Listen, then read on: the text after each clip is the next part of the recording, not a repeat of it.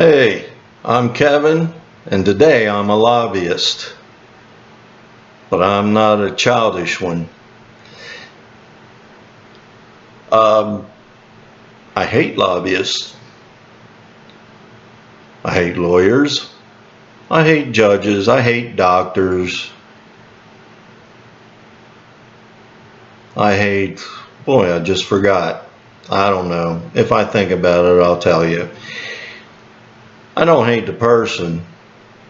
I hate their lack of moral commitment. Lobbyists are just like the government. A government's needed to have some kind of consistency amongst the people. To, you might say, have a group of guidelines that we all agree are what we want, for this group, for this area, for the United States in this case. If I understand right, lobbyists came about because certain groups of people realized they were not being represented properly or well enough for the government to realize that they were making decisions without knowing everything they needed to know. And that's fine. Just like we need unions, but they got out of control and then they had to be brought back into control, you might say. And there's times when we need them, and there's other times when they are just a bunch of greedy bastards and they're taking our money and not doing anything for the people. Well, and realize that doing for the people isn't just doing for you, your small group. Doing for the people is what's the best thing to do for the whole country. What's going to benefit everybody the most. Well, lobbyists are in that category of people now that are not really concerned about what's best for the country, what's going to help the most people. They're concerned with whoever they're lobbying for, because that's who's paying them. They're not doing it for free.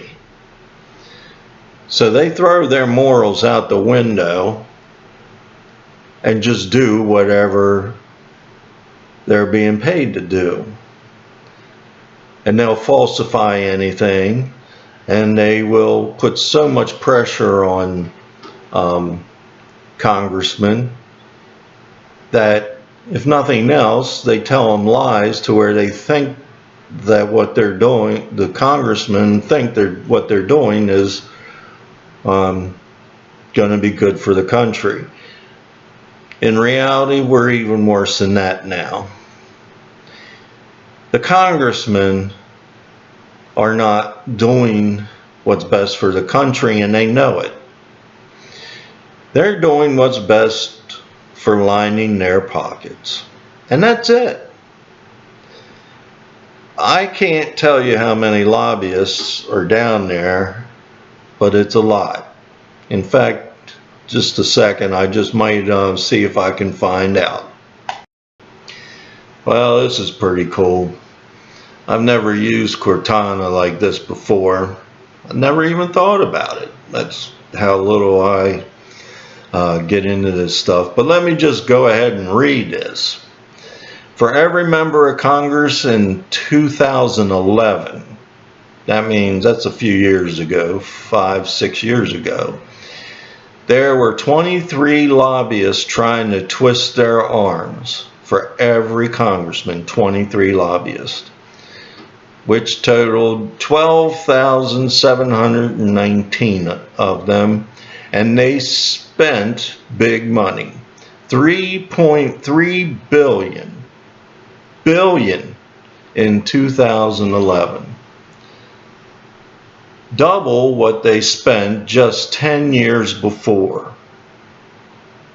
By far the single biggest spender in the lobbying game was the U.S. Chamber of Commerce, which shelled out $66 million to manipulate our congressman. I added the ending, the manipulation part.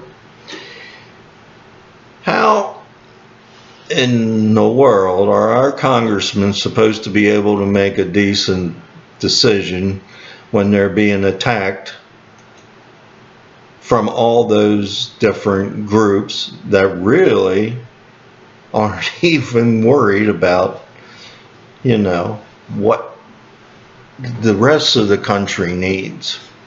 How about the lobbyists for the drug manufacturers? Now, that's got to be huge. There are even probably lobbyists that want to keep drugs illegal. I'm talking about our, you know, addictive drugs that are used, because the people on the black market are going to lose their business if we legalize them. Who knows what we got for lobbying down there? But here's my question on these lobbyists. Why isn't anything more being talked about? Why are there no, regular reports or scandals about these people? You know that when they say they're spending money, $3.3 billion, they're talking about spending that money to manipulate someone. It's not just to send them a letter saying, hey, I think you ought to consider, passing this bill, or don't pass that bill. It's, hey, we got this party going on. You might like to be there. It'll be similar to some of our others. What does that little note similar mean? Oh, well, we're going to have strippers there, and, you can partake all you want. Don't worry. No one will squeal on you. Tighter than our damn White House, that's for sure. They have as many leaks as they have. How can I give you an example? I'm sure that they have as many leaks in the White House as they do holes in the walls. Every vent, every door, every window. Amazing. But it's amazing how they can keep quiet all this other stuff. Free vacations. Just free money, flat out. Maybe put in a bank account somewhere offshore so it doesn't show up. Guaranteed jobs after they get out of the government. Jobs that they may not even do anything. They just pay them. They just put them on the payroll and say, hey, they did their job the way we wanted while they were in office. So now, how can that be? How can we allow that to happen? Why isn't anybody talking about this? Really, think about that. I'm not sure what's going on there exactly, because you would think it's a nice juicy story for our news media, but they don't take it on. How are they being manipulated by the lobbyists? Something's going on. Somehow nobody talks about the lobbyists. Not even on YouTube. I don't see anybody suggesting that one of the problems with our government making good decisions is that we got lobbyists that are suggesting we make bad decisions. I wonder how many lobbyists, and I'm not picking on Russia, but because they always talk about them, how many lobbyists do the Russians have lobbying our congressmen? I bet you there's a lot of countries that are doing that. I mean, they have their, now I can't think of it, their ambassadors, they're lobbyists. They're here to represent their country.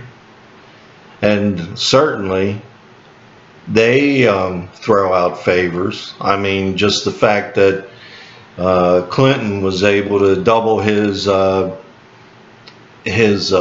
speech fees to Russia clearly shows that they have some form of a reward system when you support them the way they want. It amazes me, I want everybody to really consider this. I hope maybe somebody will actually pass this one around.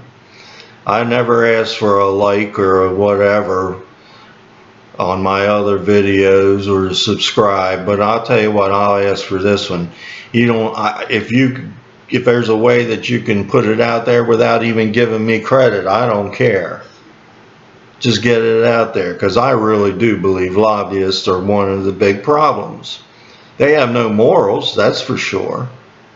And yeah, I've been bringing up morals because, see, we've brought up this other word called ethics.